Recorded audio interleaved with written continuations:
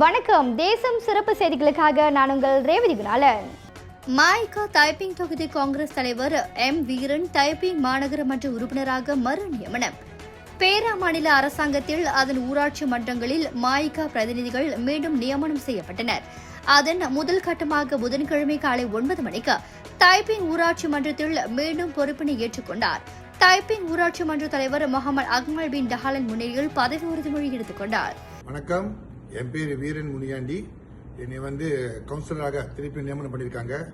So எங்கன்னா மாஜிஸ் பெருமன்றம் Taiping நான் திருப்பியும் கவுன்சிலர் பதவி நான் எடுத்திருக்கேன். ஸோ இன்னைக்கு தான் என்னோட சத்திய பிரமாணம். ஸோ அந்த வகையில் நான் கண்டிப்பாக மாய்கான் தேசிய தலைவர் Tan Sri Datuk Sri doctor S A. Vigneswaran அவருக்கு என்னோட மனமான நன்றி கூட கடமைப்படுகின்றேன்.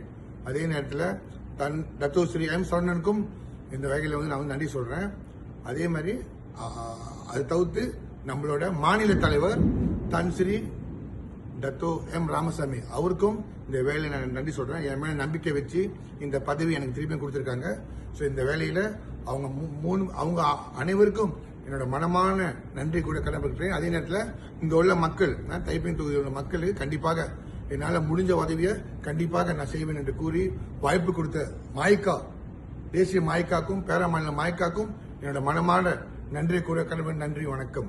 இந்த பொறுப்பில் தம்மை மீண்டும் நியமனம் செய்ய சிபாரிசு செய்த மாய்கா தேசிய தலைவர் தான்ஸ்ரீ விக்னேஸ்வரன், தேசிய தலைவர் டத்தோஸ்ரீ சரவணன் மற்றும் ஆதரவு வழங்கிய பேரா மாநில மாய்கா தலைவர் தான்ஸ்ரீ ராமசாமி ஆகியோருக்கு வீரன் நன்றி தெரிவித்துக் கொண்டார். இத்துடன் இன்றைய செய்திகள் நிறைவடைகின்றன. மேலும் பல ஆன்மீக செய்திகளை தெரிந்து கொள்ள தேசம் டிவி மலேசியா யூடியூப், டிக்டாக் மற்றும் இதர சமூக வலைதளங்களை பின்தொடருங்கள். உங்களிடமிருந்து விடைபெறுவது நான் உங்கள் ரேவதி குணாலன். மக்களோடு தேசம், தேசத்தோடு மக்கள். நன்றி, வணக்கம்.